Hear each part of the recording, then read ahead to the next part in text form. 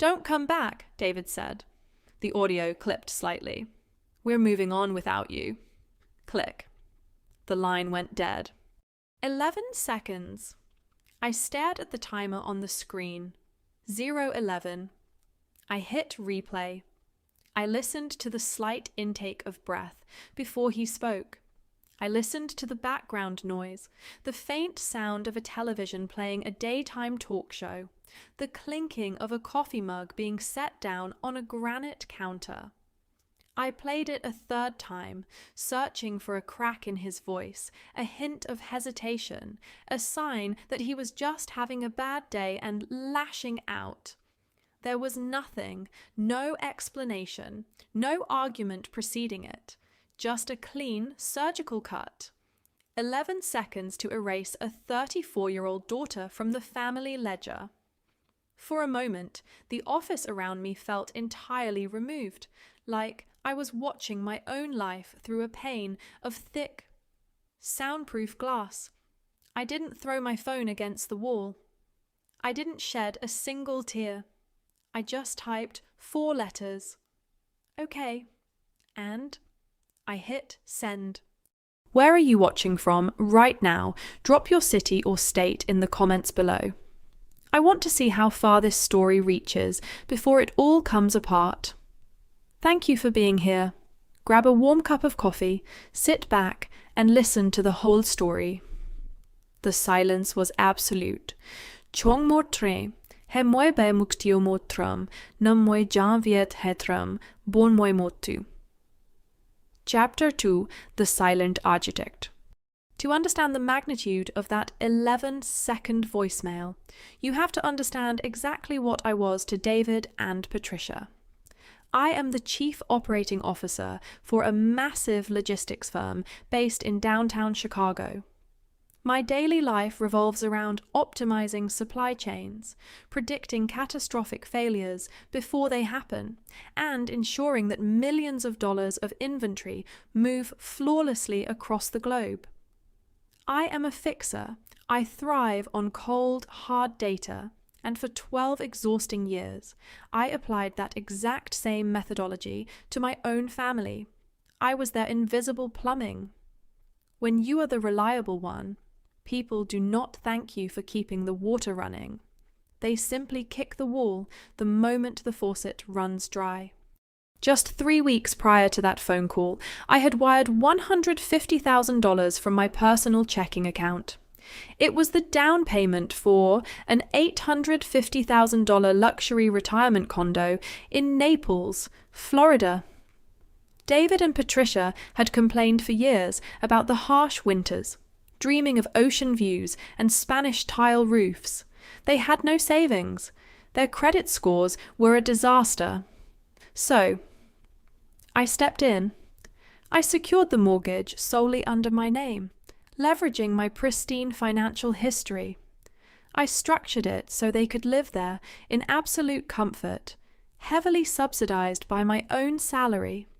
It was supposed to be their ultimate sanctuary. Now, looking at the word "okay" on my phone screen, I realized it was time to turn off the water.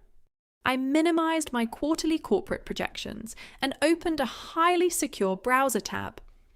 I logged into the administrative portal for the Irrevocable Family Trust. This was an entity I had painstakingly built from scratch, funded meticulously by my own bonuses, designed to ensure they would never end up homeless when David's health eventually declined. I navigated to the control panel. My heartbeat was incredibly steady. With 3 deliberate clicks of my mouse, I revoked all secondary access. I initiated the emergency freeze protocol. My security credentials locked down the accounts like a military vault. No withdrawals could be made. No assets could be moved. I sealed the financial fortress completely before I even finished my morning espresso. Exactly who had convinced David to leave that voicemail at 2:15 on a Tuesday afternoon? I already knew the answer. Chong hai train hai, moi by much, tiu namtram. Nam moi, janviet bontram, le motu. Chapter 3. The Pawn and the Facade. If I was the architect working in the mud to build a foundation, my older sister Vanessa was the one taking selfies on the penthouse balcony.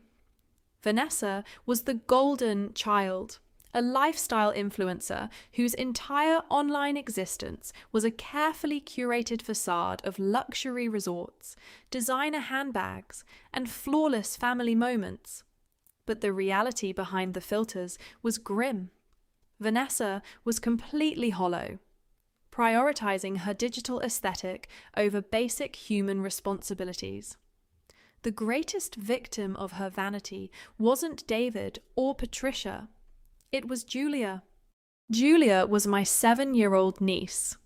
She had big, watchful eyes and a quiet demeanor that broke my heart. While Vanessa posted photos of herself drinking expensive champagne on yachts, Julia was usually sitting in a corner, wearing faded clothes that didn't fit, playing with a broken tablet.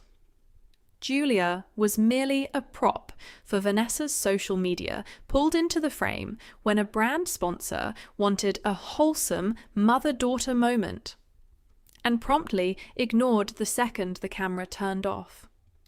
I never engaged in screaming matches with Vanessa about her parenting. War is loud, and loud terrifies children. Instead, I quietly became Julia's shadow guardian. I paid for Julia's winter coats. I covered the fees for her after-school programs. I secretly established a college fund in a separate trust that Vanessa could never touch.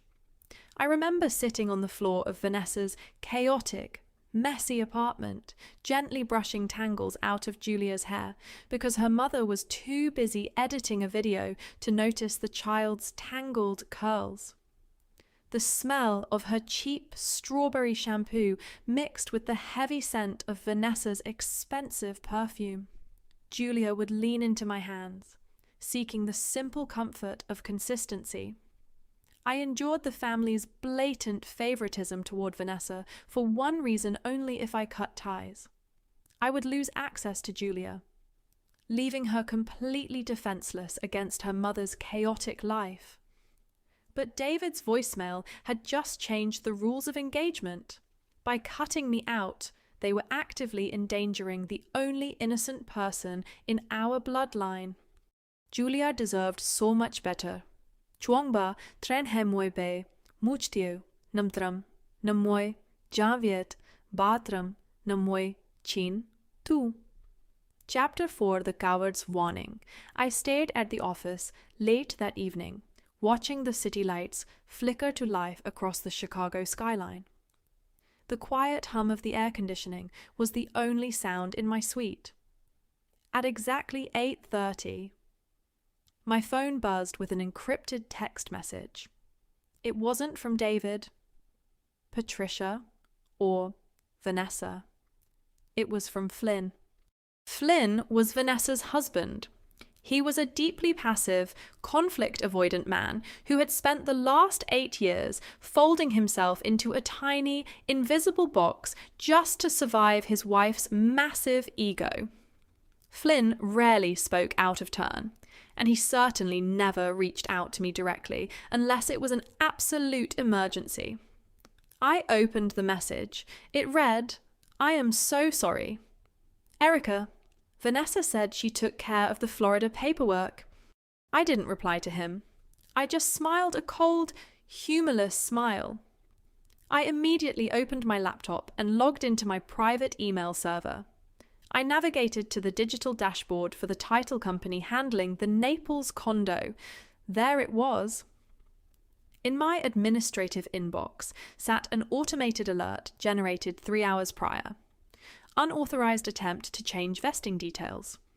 Someone had tried to access the ownership documents, attempting to download the deed transfer forms using a generic password guess. The enemy had moved much faster than I anticipated. David's voicemail wasn't a random outburst of anger. It was the starting gun of a calculated heist. Vanessa genuinely believed that with one phone call from David, I would simply walk away crying, leaving behind an $850,000 piece of premium real estate for her to harvest. Exactly what was Vanessa planning to do with the ownership of a luxury condo she couldn't afford to maintain for a single month? The war had officially begun. Chong bon train hai, moi be muchtio, namtram nam moi, jan viet batram moi, bon tu. Chapter 5. The Illusion of Wealth. To comprehend how David and Patricia could be so easily weaponized against me, you have to look back at the trap they willingly stepped into. Just a few months before the voicemail, we had a family dinner at a high-end steakhouse downtown. Vanessa had organized it, bringing along a few of her shallow, sycophantic influencer friends. She ordered the most expensive cuts of Wagyu, bottles of imported wine, and extravagant desserts. She held court, talking loudly about her supposed brand deals and upcoming trips to Europe. David and Patricia beamed with pride, soaking up the artificial admiration of the table. Then, the leather binder holding the bill arrived. It was nearly $900. Vanessa opened it, placed her sleek metal credit card inside, and handed it to the waiter. 10 minutes later, the waiter returned, whispering discreetly that the card had been declined. Vanessa gasped, putting a manicured hand to her chest. She launched into a flawless, rehearsed performance. She claimed her bank had frozen the account because of a massive, sudden transfer from an overseas investment firm. She looked at David with wide, innocent eyes. "Daddy, could you just cover this until tomorrow? My wealth manager will sort it out by morning." David and Patricia were lower middle class. That $900 was a significant blow to their monthly budget. They knew, deep down, that the investment story was a complete fabrication. They had to know, but standing in that velvet-lined restaurant, surrounded by Vanessa's friends, their vanity completely hijacked their logic. They handed over their own credit card, sweating slightly, pretending it was no issue at all. This is the cruel trap of normalization. When parents are obsessed with the illusion of upper-class status, they will willingly bleed themselves dry rather than admit their golden child is a fraud. It is infinitely easier to pay a massive dinner bill than to face the humiliating reality that you raised a parasite. I sat at the end of the table, sipping my sparkling water in absolute silence, watching the delusion play out. Delusion is an expensive habit. To understand how a golden child becomes a parasite, you must look at the soil they were grown in. In our household, love was never unconditional. It was a currency, heavily skewed and poorly distributed. Vanessa was the investment with the highest perceived yield. She possessed a natural, effortless charm and a face built for the camera. My parents funded her ballet lessons, her vocal coaching, and her extensive, constantly rotating wardrobe. I was the opposite. I was quiet, analytical, and entirely unremarkable to them. I was the instruction manual, whereas Vanessa was the glossy cover. I learned early on that if I wanted to survive, I had to build my own infrastructure. By the time I was 22, I was working 60-hour weeks as a junior logistics analyst, paying off my own student loans while Vanessa was still finding herself on my parents' dime. That was the year I met Vivian. Vivian was a senior corporate attorney at the firm that represented my company. She was a woman carved from ice and intellect, wearing impeccable tailored suits and possessing zero tolerance for excuses. Vivian didn't offer me maternal warmth. She offered me something far more valuable, a blueprint for survival in a ruthless world. Over the years, Vivian became my mentor. While my mother was busy liking Vanessa's sponsored posts, Vivian was teaching me how to read complex liability clauses, how to structure protective assets, and how to identify a bad investment from a mile away. She taught me that words are cheap, tears are manipulative, and the only thing that truly matters in a crisis is what is written on a signed, notarized piece of paper. Contracts do not bleed, Erica, Vivian told me once over a late-night coffee. People do. Secure your borders. Vivian had seen the warning signs in my family long before I was ready to acknowledge them.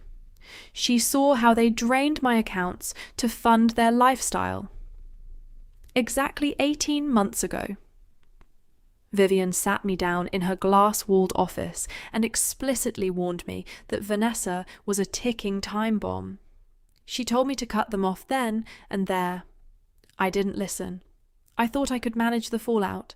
I thought my competence was a strong enough shield. I was completely wrong. Chuang sao train hai, moi be, much tio, num trum, num moi, ja viet bon, trum moi, hai, tu. Chapter 7, The Truth in the Closet.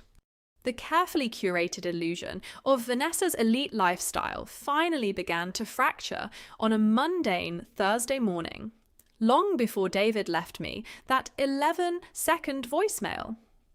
My mother, Patricia, had an upcoming country club luncheon, obsessed with projecting the image of a wealthy matriarch. She let herself into Vanessa's rented apartment, using her spare key to borrow a specific vintage silk dress she knew her golden daughter owned. Vanessa was out, supposedly at a brand shoot. The apartment was a disaster. The areas outside the camera frame were littered with empty wine bottles, discarded clothes, and unpaid utility warnings. Patricia ignored the mess, pushing her way into the walk-in closet. As she dug through a pile of designer shoeboxes to reach the silk dress, a heavy, unmarked leather folder slipped off a shelf and spilled its contents onto the hardwood floor. Patricia knelt to pick it up, expecting to find lucrative brand contracts or modeling agency agreements. Instead, she found the quiet, terrifying truth.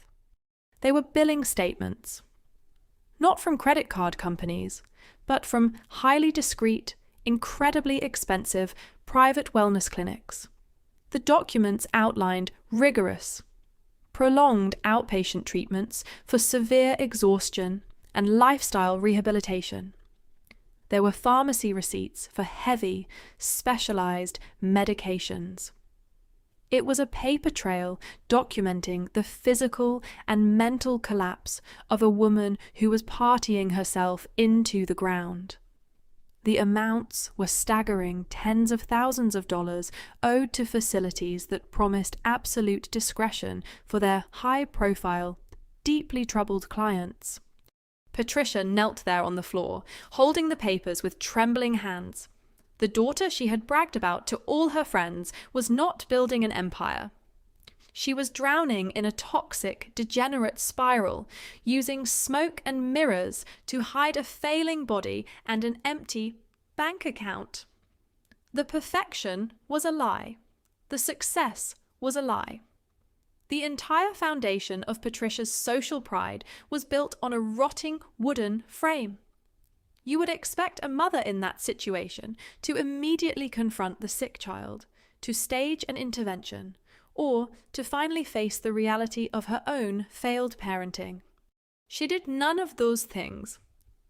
Chuang be, train hai moi, bai, much tio, num trum, num moi, jan viet, batrum, bai, moi, bon, tu. Chapter 8. The Crime of Deflection. My private office line rang at exactly 10 in the morning. I was in the middle of reviewing a massive freight contract, but I picked it up when I saw Patricia's number. I didn't even get a chance to say hello. The sound of her weeping violently through the receiver was immediate, but it wasn't the weeping of a heartbroken mother. It was the frantic, aggressive sobbing of a woman searching for a target. "How could you let this happen?" Patricia screamed, her voice shrill and accusatory. She rapidly detailed the medical bills she had found in the closet. "You are her sister. You have the money.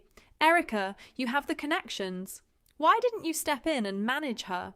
Why didn't you stop her from ruining her life? You just sit in your fancy office and abandon your own family." I held the receiver away from my ear, staring blindly at my computer screen. I felt a cold, sharp clarity settling over my chest. This is the ultimate crime of weak parents. When a family ecosystem is built entirely on denial, the golden child is never held accountable for their sins. Instead, the parents instinctively seek out a scapegoat. They cannot psychologically bear to face the monster they enabled, so they attack the child who is strong enough to absorb the blow. It is the darkest, most cowardly form of deflection. Patricia wasn't angry at Vanessa for destroying herself. She was furious at me for failing to magically clean up the mess without anyone noticing. I was the fixer. I was supposed to deploy my wealth and competence to ensure their perfect illusion never cracked. By failing to babysit a grown woman, I had supposedly failed my core duty as the family's shock absorber. I didn't argue with her. I didn't defend myself. Defending yourself against someone committed to a delusion is like trying to empty the ocean with a teacup. "Are you done?" I asked, my voice completely flat. Patricia gasped, insulted by my icy tone. "You are a heartless." I hung up the phone. "Chuang tam train he moibe muktio numtram num moija vietba tram so moibe tu." Chapter 9, A Promise to Julia. Later that afternoon, I drove straight to Vanessa's apartment complex. I didn't knock. I used the emergency code on the keypad and walked in. The air inside was thick with tension. Vanessa was pacing the living room, her face red, screaming at her husband. She hurled a thick, heavy fashion magazine across the room, narrowly missing Flynn's head. She was raging about a declined credit card at a high-end salon, blaming him for not working enough overtime to cover her lifestyle. Flynn just stood there, his shoulders slumped, his eyes focused on the floor. He took the verbal abuse with the hollow, defeated posture of a man who had completely surrendered his dignity. But I wasn't looking at Flynn. I was looking at the corner of the room. Julia was sitting on the floor, her knees pulled up to her chest, her small hands covering her ears. She was trying to make herself as small and invisible as possible, while the adults tore the room apart. The sight of her sparked a quiet, terrifying anger deep in my bones. I walked straight past my sister, ignoring her screaming entirely. I crouched down in front of Julia, gently pulling her hands away from her ears. "Grab your coat, sweetie," I said softly. "We're going to get some ice cream." Vanessa stopped yelling and glared at me. "Where do you think you're taking her? We're in the middle of a family discussion." I stood up slowly, matching my sister's gaze with absolute, unyielding ice. "You are in the middle of a tantrum," I corrected her. "I am taking my niece out of the blast zone." I took Julia's hand and walked toward the door. As I passed Flynn, he finally looked up at me. His eyes were wide, desperate, and filled with a silent, suffocating panic. It wasn't just the embarrassment of a broken marriage. It was the look of a man trapped in a burning building with no exits.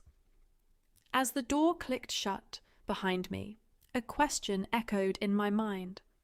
What exact, terrifying debt was Flynn hiding from the rest of us? He was drowning in it. Chalili, chuang chin train, he moi by muchtiu namtram, nam moi, janviet ba tram tam moi, mot tu. Chapter moi, the incident. To answer why Vivian had warned me about Vanessa 18 months ago, you have to understand the specific nature of the leverage I held. Vanessa's descent into financial ruin wasn't a sudden accident. It was a long, systematic series of ethical compromises. 18 months prior, Vanessa had secured an invitation to a highly exclusive VIP charity gala downtown. She was desperate to network with the elite, to secure sponsorships that were rapidly drying up. At 1 a.m., my phone rang. It was Vanessa, sobbing hysterically from the manager's office of a luxury hotel. She had attempted to cover a massive 5-figure VIP table tab using a corporate credit card. The problem was, the card did not belong to her. It belonged to a wealthy friend whose purse Vanessa had discreetly rummaged through earlier in the evening. The transaction had been flagged for fraud. Hotel security was involved, and the police were quietly waiting in the lobby. Vanessa begged me to save her. She knew a felony fraud charge would instantly destroy her influencer career and humiliate David and Patricia permanently. I drove to the hotel in the middle of the night. I sat in a leather chair across from the hotel manager and the defrauded cardholder. I didn't raise my voice. I used every ounce of my corporate authority, wrote a personal check to cover the damages, and paid an exorbitant premium to have ironclad, non-disclosure agreements drafted on the spot. I bought her silence and her freedom. When we got into my car, Vanessa immediately started playing the victim, crying about how it was a misunderstanding, how she just needed a little more time to pay it back, how the pressure of her career had clouded her judgment. I didn't offer her a tissue. I didn't say a single word of comfort. I put the car in drive and bypassed the route to her apartment entirely. "Where are we going?" she asked, her voice trembling. I looked straight ahead at the dark road. "To see my lawyer." At 2 a.m, Vivian's downtown office was a sanctuary of glass, steel, and absolute quiet. Vanessa sat across the mahogany conference table, her makeup smeared, her hands shaking violently. I sat next to Vivian, my posture completely straight, my expression unreadable. I slid a heavily stapled 6-page document across the table. It was a debt and fraud acknowledgement. By signing it, Vanessa formally admitted to the fraudulent financial maneuvers she had executed that night. But the second half of the document was the true weapon. In exchange for my capital to pay off the defrauded party and secure her freedom, Vanessa legally relinquished any future claim, proxy, or administrative power over David and Patricia's assets, my assets, and any family trust. Vanessa looked at the paper as if it were coated in poison. She began to cry again. The performative, breathless sobbing she usually used to manipulate my parents. "Erica, please, I'm your sister. You don't need to do this to me. We're family." "Sign it," I said, my voice barely above a whisper, "or I walk out that door and the hotel manager calls the police." She picked up the pen and signed. Vivian stamped the notary seal with a sharp, heavy thud. To the uninitiated, this might seem unnecessarily ruthless, but there is a specific cold justice in corporate process. People lie, tears dry, family members rewrite history to cast themselves as victims. But an escrowed confession, a legally binding admission of guilt witnessed by a senior attorney, does not change. It is a dormant guillotine. It sleeps in a vault, immune to guilt trips and gaslighting, waiting for the exact moment you need to drop the blade. Vivian took the folder, locked it in her safe, and the incident was never spoken of again. Until now. Chuang moi mo tren he moi by muchtio. Nam tram nam moi. Jan viet ba. Tram moi tam tu. Chapter 12. Locking the gates, I snapped back to the present. The morning after David's 11-second voicemail, the Chicago air was crisp and entirely indifferent to my family's dysfunction. I sat at my kitchen island with a black coffee, my laptop open. The irrevocable trust was already frozen, but I wasn't finished. When you decide to cut the cord on parasites, you cannot leave a single thread attached. I logged into my primary banking dashboard. I navigated to the joint credit accounts. 12 years ago, I had opened a series of secondary cards for David and Patricia. Originally, they were meant for emergency medical co-pays. Gradually, they had morphed into convenience funds for their groceries, their gas, and, as I had recently witnessed, subsidizing Vanessa's fake billionaire lifestyle.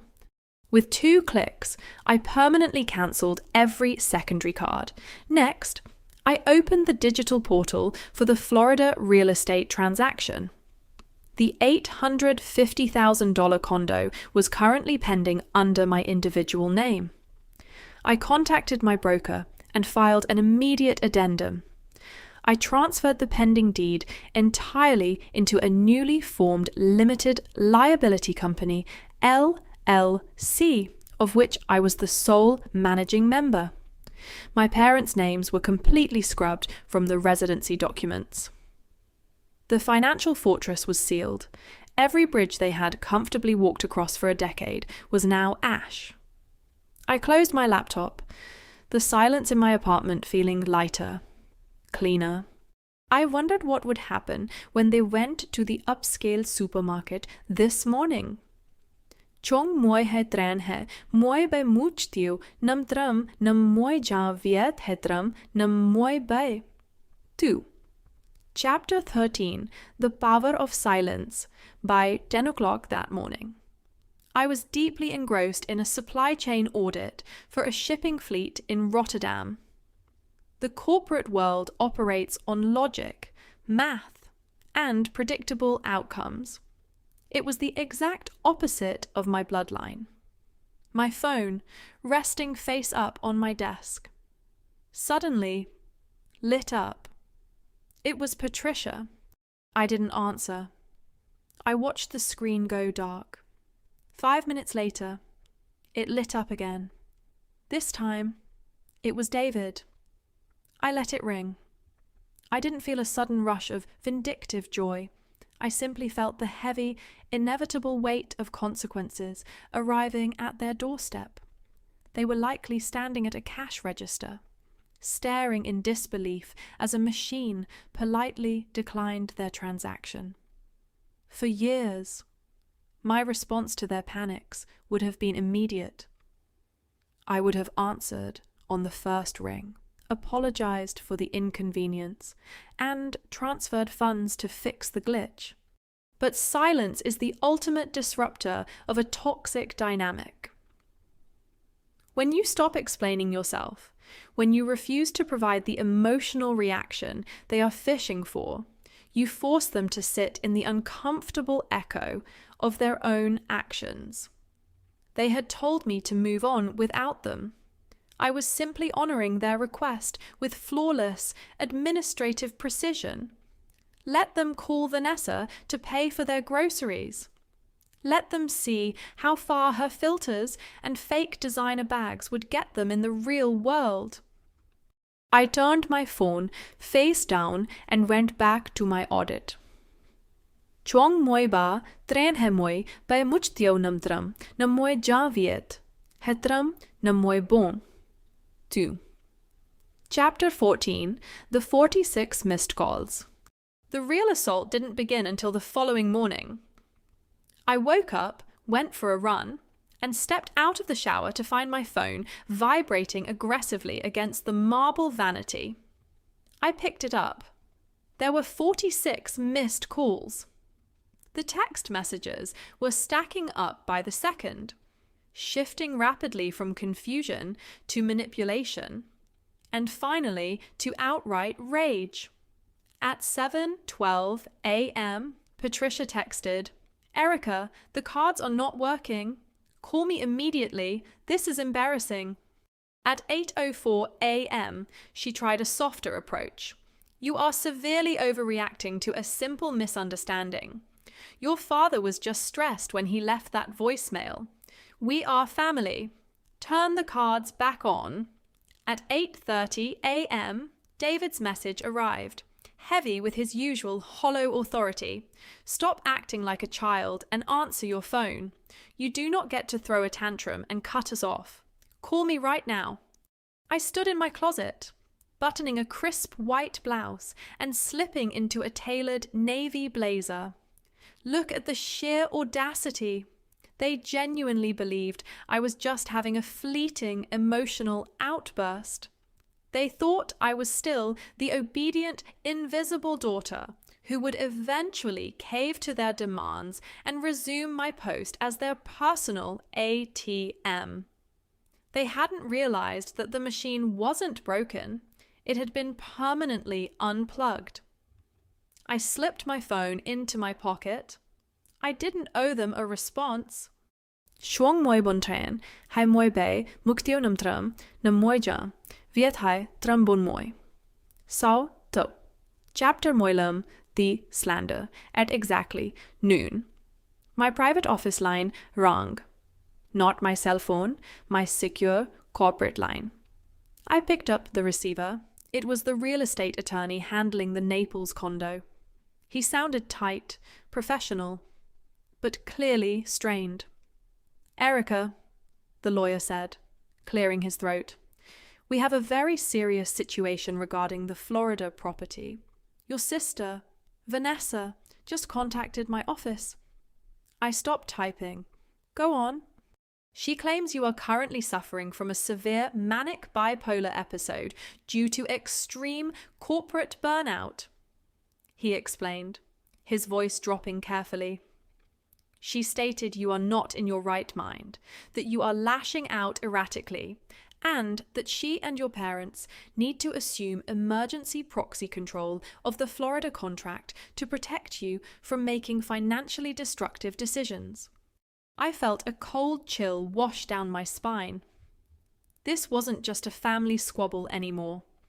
This was a calculated, legal assassination attempt. Vanessa was using the exact same playbook she had used in her youth paint, The Competent Sister, as unstable to steal the prize.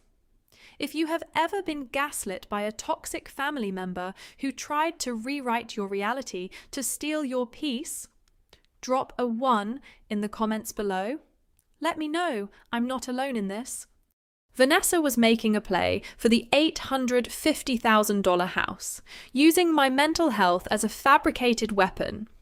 She thought it was a brilliant checkmate move. She thought she was the smartest person in the room. She had absolutely no idea what was sleeping in my lawyer's safe. I did not hang up on the real estate attorney. I thanked him for his diligence, instructed him to completely ignore any further communication from my sister, and assured him that my legal counsel would be in touch. When the line went dead, I sat in the quiet of my office and let the sheer audacity of Vanessa's plan wash over me. She had actively tried to declare me mentally incompetent to steal an $850,000 piece of real estate. But why the sudden, desperate urgency? I opened a new, secure window on my laptop and reached out to a contact in the commercial credit sector. Vanessa ran all her brand deals through an LLC. It took less than an hour to pull a comprehensive financial health report on her corporate entity.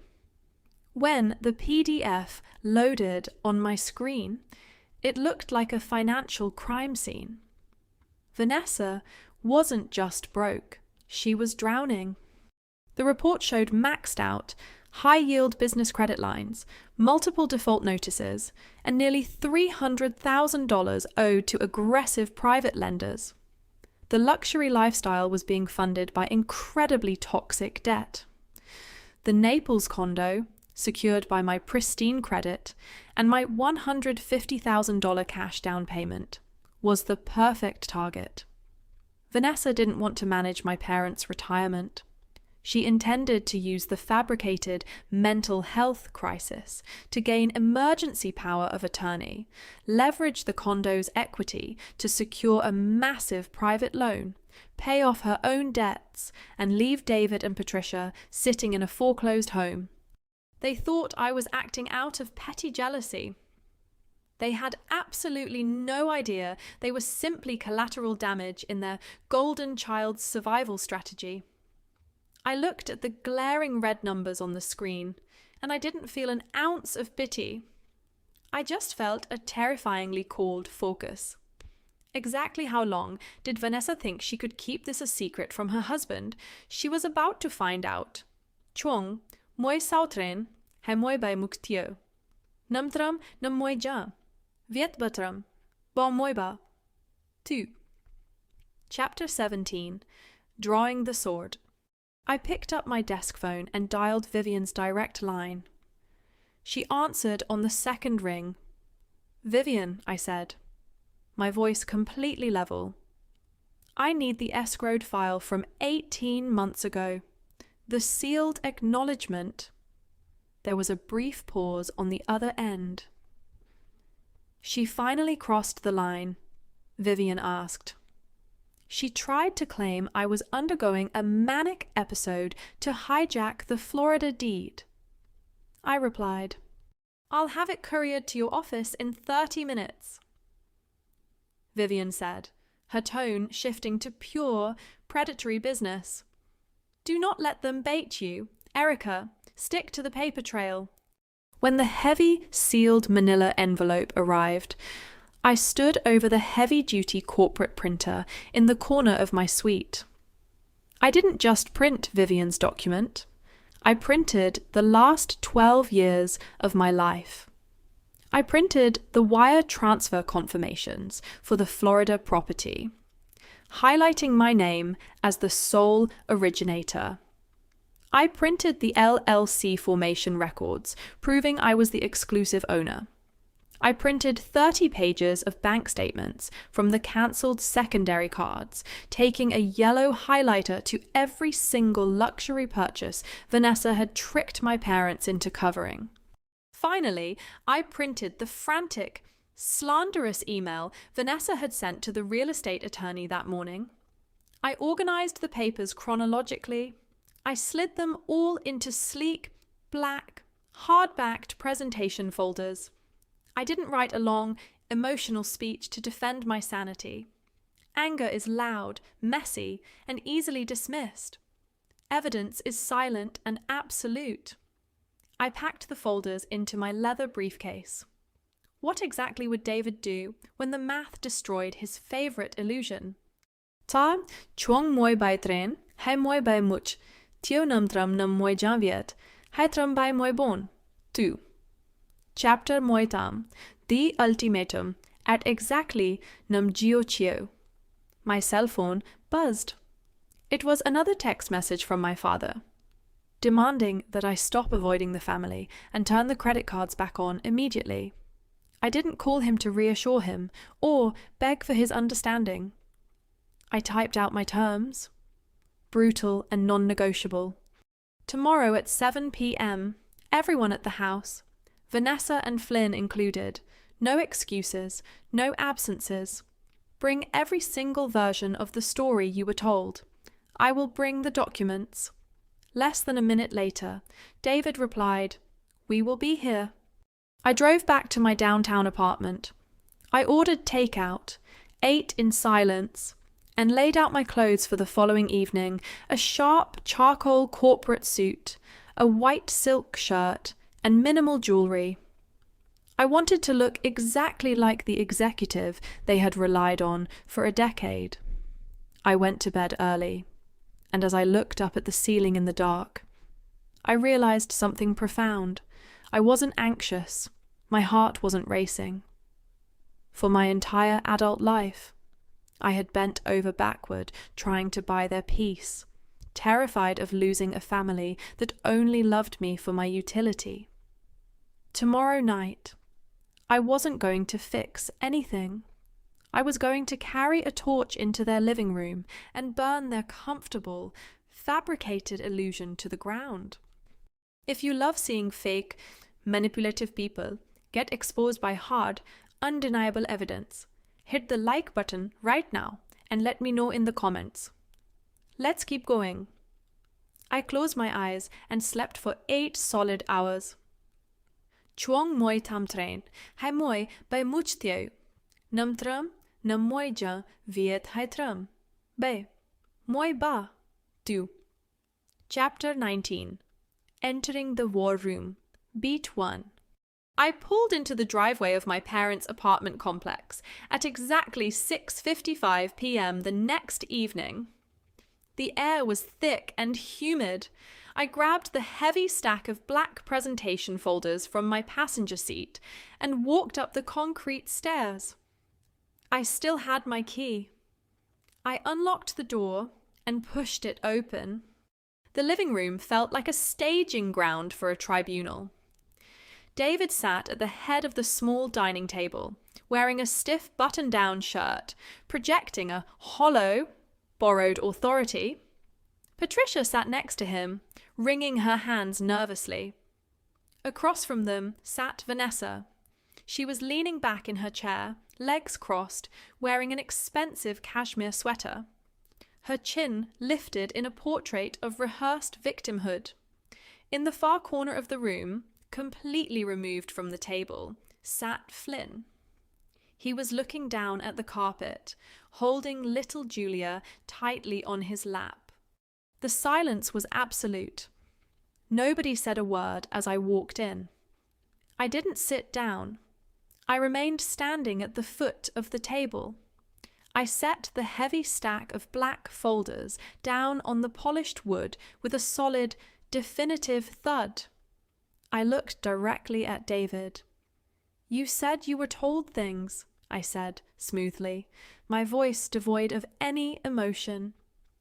"Let's see what you were told, and let's see what is actually real." I opened the first folder and slid it across the table. Exhibit A, the wire transfer confirmations and the LLC registration for the Florida condo. As you can clearly see, my name is the sole owner. The $150,000 deposit came directly from my checking account. There is no family contribution. There is no co-signer. David stared at the papers. His jaw tightened as the numbers registered in his mind. Chong moi chin tren, hai moi bai muktio, nam tram nam moi jan, viet patram moi bon tu. Chapter 20. Unmasking the slander. Beat 2. Vanessa immediately leaned forward, trying to take control of the room's energy. "Erica, you're being incredibly aggressive," she said, her voice dripping with practiced concern. "Nobody is denying that you handle the finances. Mom and Dad are just worried about your well-being. You've been distant. You've been acting erratic. You cancelled their dream home out of nowhere." She sounded exactly like a woman trying to talk a jumper off a ledge. She was playing the reasonable, loving sister to absolute perfection. "Is that right?" "Vanessa," I asked, keeping my voice dangerously quiet. "I'm acting erratic." I opened the second black folder. I pulled out the printed email thread from the real estate attorney.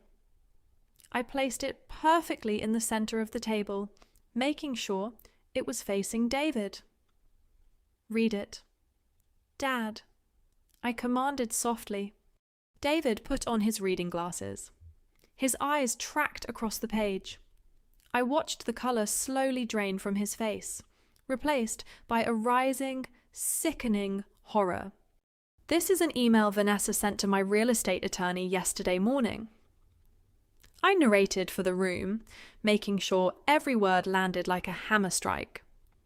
She explicitly stated I was suffering from a severe manic bipolar episode.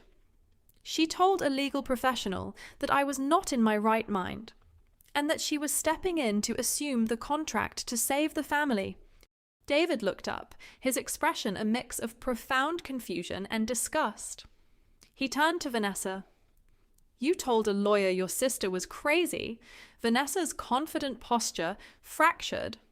Her eyes darted to the papers, then back to me. "Dad, I was trying to save the house. She was locking the accounts. I had to tell them something to buy us time before we lost the deposit." How exactly was she planning to explain the toxic debt that was about to be laid bare on that table? I didn't pause to let the shock of the email settle. Pity is a luxury reserved for those who show remorse. And Vanessa was only sorry she had been caught. I reached for the third black folder and opened it flat. "Exhibit C," I said, sliding a thick stack of financial documents toward my father.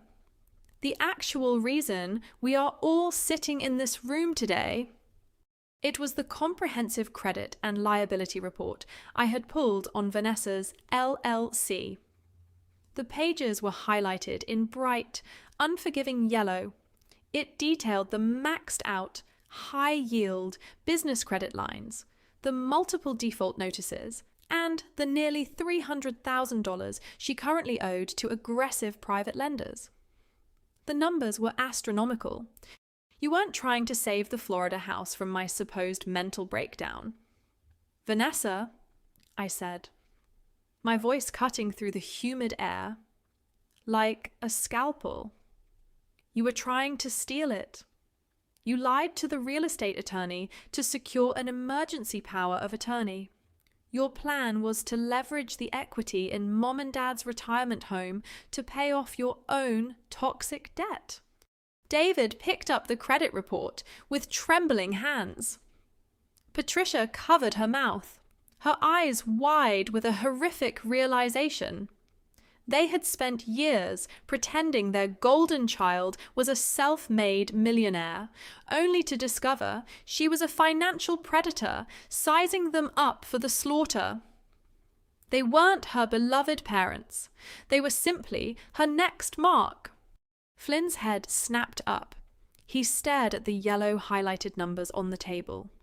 He knew she had debt, but the sheer scale of the deception was entirely new to him. The quiet, suffocating tension in the room shattered. Patricia finally broke down, burying her face in her hands, weeping as the illusion of her perfect upper-class family disintegrated into paper and ink. "Chung hai moi mot, train hai moi. By much tunam tramnam, moi janviet, batram moi bon." 2. Chapter 22. The Coward Rejects Beat 4. Vanessa was completely cornered. The paper trail was absolute and undeniable. She frantically looked at David, then at Patricia, desperately searching for the unconditional, blind support she had relied on her entire life. But my parents were paralyzed by the math. They were finally looking at her and seeing the parasite she truly was. Terrified of standing alone, Vanessa turned to her last remaining human shield.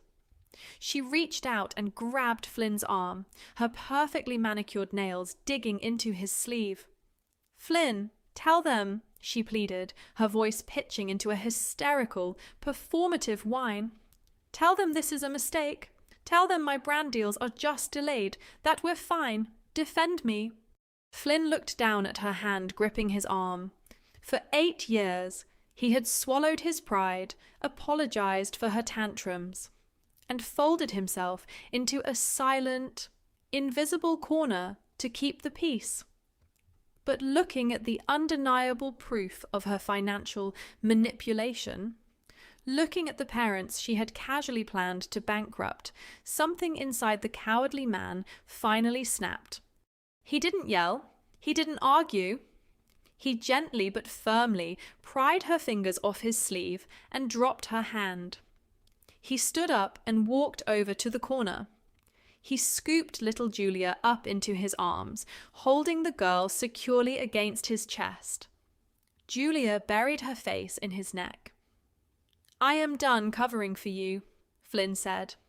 His voice wasn't loud, but it resonated with an absolute, devastating finality. He didn't wait for her response. He didn't look back.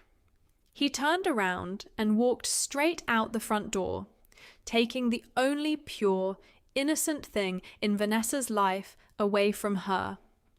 The heavy click of the front door closing echoed through the silent apartment like a judge's gavel dropping. Vanessa had lost her ultimate enabler.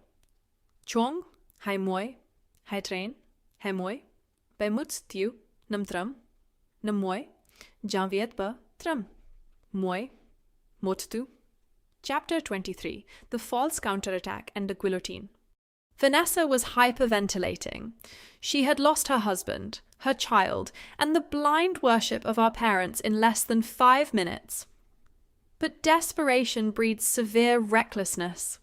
Instead of apologizing, her panic mutated into blind, feral rage. She reached into her designer handbag, pulled out a folded, slightly crumpled piece of paper, and slammed it onto the mahogany table. "It doesn't matter," Vanessa screamed, her face flushed, spit flying from her lips. "It doesn't matter what you printed.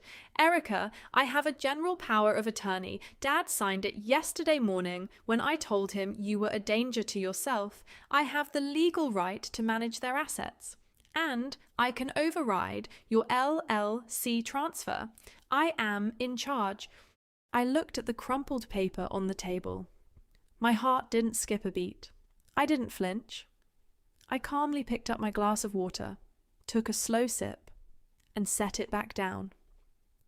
A hastily signed proxy is entirely void when challenged by a notarized confession of financial fraud, I explained smoothly. I reached into my briefcase and pulled out the final, sealed envelope from Vivian's office. I opened it and placed the debt and fraud acknowledgement directly on top of her useless document. Right next to it, I placed a pristine, stamped psychiatric clearance letter I had obtained the previous afternoon from a top-tier medical professional, certifying my absolute mental competence. 18 months ago, in my lawyer's office, you signed away all rights to ever act as a fiduciary for this family in exchange for me keeping you out of a jail cell, I said, leaning forward slightly. If you try to enforce that piece of paper, my lawyer will submit this confession to the state board, and you will face actual criminal charges. Vanessa stared at the ink on the confession. Her own signature. The trap she had willingly walked into 18 months ago had finally, flawlessly snapped shut. Her knees buckled. She collapsed back into her chair, her mouth open, completely and utterly broken. The Steele daughter had delivered the verdict. Vanessa did not scream. She did not throw anything. Stripped of her fake legal authority, and facing the very real threat of criminal exposure, the fight completely drained out of her. She looked at the notarized confession on the table, realizing that every single bridge she had ever built was now ashes. She picked up her expensive designer handbag, likely the last one she hadn't yet pawned to pay her lenders, and walked out of the apartment. She didn't look back at our parents. She didn't look at me.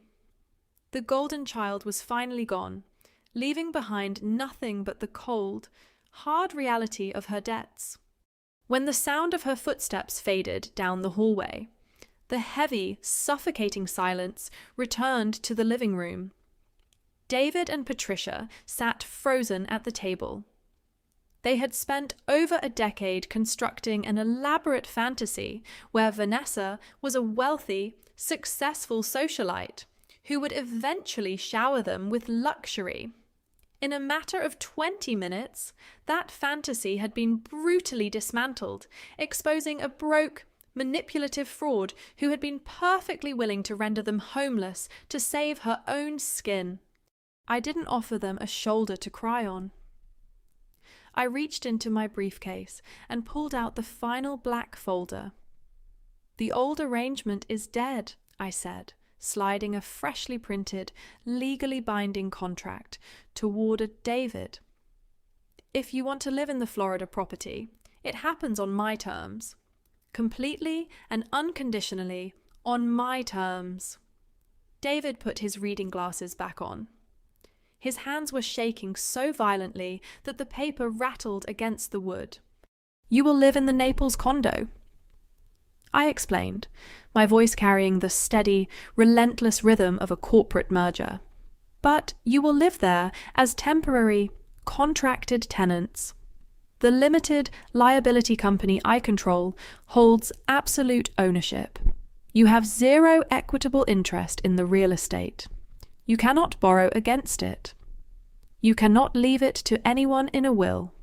I will cover the property taxes and the maintenance fees, but your daily living expenses are entirely your own responsibility."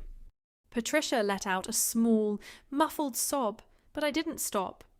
"Furthermore," I continued, tapping the second page of the contract, "there is a strict occupancy clause. Vanessa is legally barred from ever stepping foot on the premises. If you invite her, if you attempt to quietly move her in, or if you try to leverage the property to pay her debts, the lease is instantly terminated. You will be evicted within 30 days, and I will sell the condo. Are we absolutely clear?" David didn't argue about his pride. He didn't demand respect as the patriarch of the family. He looked at the document, humbled by the realization that authority without actual leverage is just noise. He picked up my pen. He signed the bottom line. "Chong, hai moi bon train. Hai moi bei much tiu namtram, na moi jang. Viet bon tram. Tam. Moi ba tu." Chapter 25. The Fallout.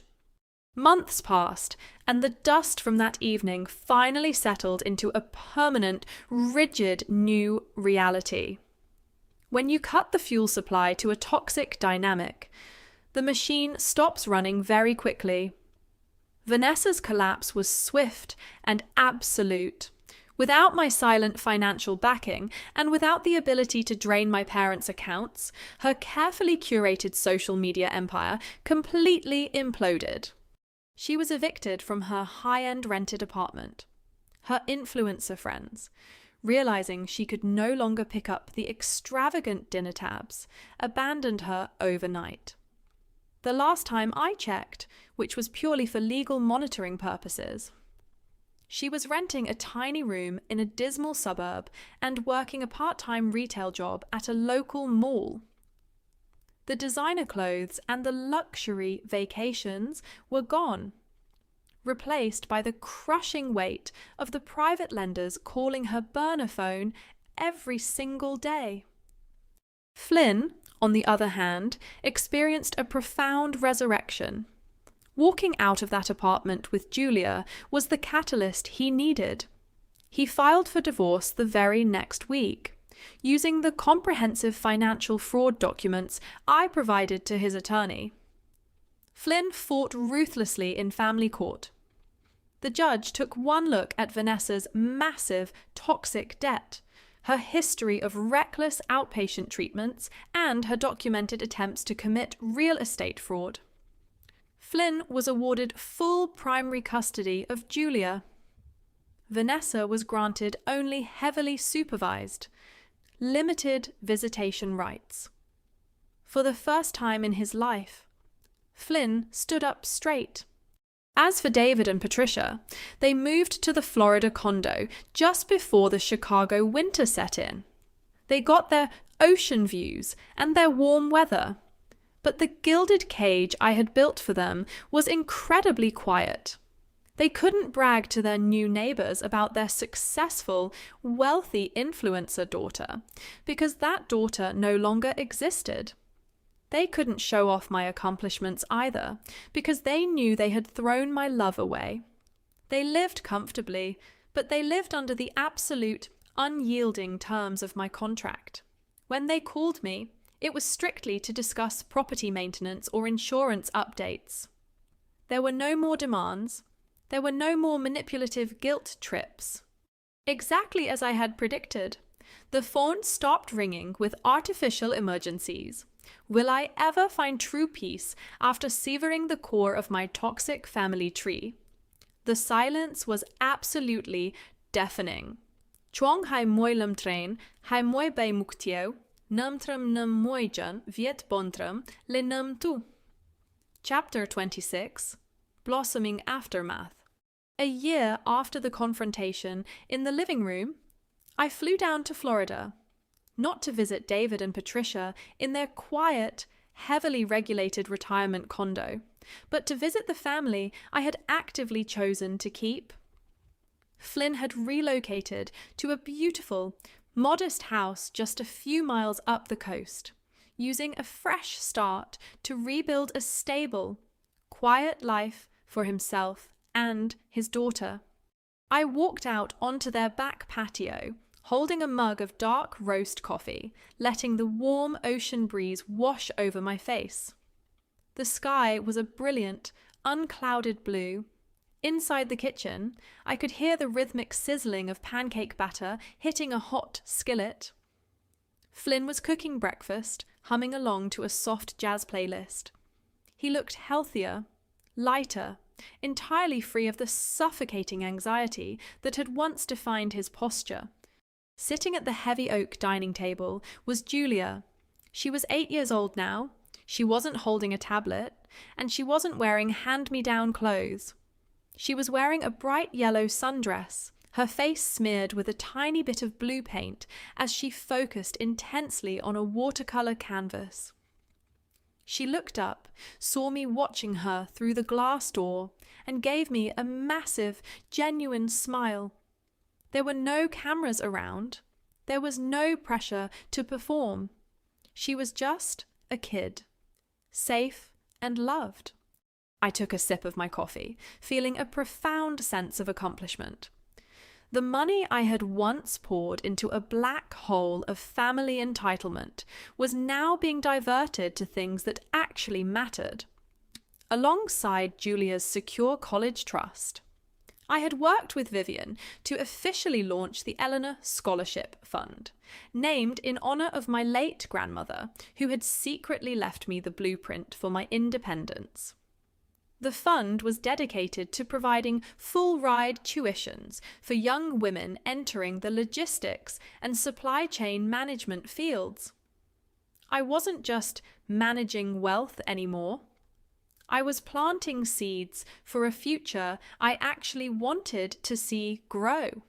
I watched Julia mix the blue and yellow paint on her palette, creating a vibrant, messy green.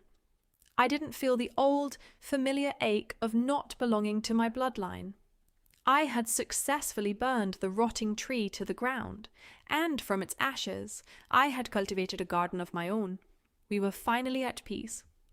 Chong hai, moi sao train, hai, moi bay, much tiu, nam tram, nam moi, jan viet, bon tram, hai, moi mot, tu. Chapter 27. The Architect's Lesson. If you ask me whether I forgive my parents, or whether I feel guilty about leaving my sister to navigate the financial ruin she created, the answer is far more clinical than people like to admit. Society loves to preach about unconditional family loyalty. They tell you to turn the other cheek, to keep the peace, to always leave the door open because blood is thicker than water. but people who preach that have usually never been bled dry to fund someone else's delusion. Sacrificing your own stability without setting firm, unyielding boundaries does not earn you respect. It simply creates parasites. When you quietly fix every catastrophic mistake, you don't become a hero, you become infrastructure. And nobody hesitates to walk all over the infrastructure. I had to learn the hard way that protecting yourself isn't selfish. It is a fundamental requirement for survival. I still oversee the LLC that houses my parents. I still ensure they have a roof over their heads. But I do not trust them, and I do not seek their validation. That isn't bitterness. That is simply memory backed by legal documentation. Blood is just a biological accident. Respect, accountability, and gratitude are what actually build a family. I chose to protect the niece who needed me, the brother-in-law who stepped up, and the future I bled to build. Thank you so much for sticking around and listening to my story. I know it's a heavy journey, but I hope this resonated with you. Family dynamics are rarely as simple as a holiday greeting card, and sometimes setting the coldest, hardest boundaries is the only way to save the people who truly matter. If you made it all the way to this exact moment, I have a special request just for you. Comment the letter W below. W stands for winner. It is the secret code for the 1% Club, the amazing group of you who watch these stories until the very final second. It lets me know who my truest supporters are. If you appreciate standing up for boundaries and process justice, hit that like button and subscribe so we can keep going on these journeys together. Take care of yourselves, secure your borders, and never apologize for protecting your peace. I'll see you next time.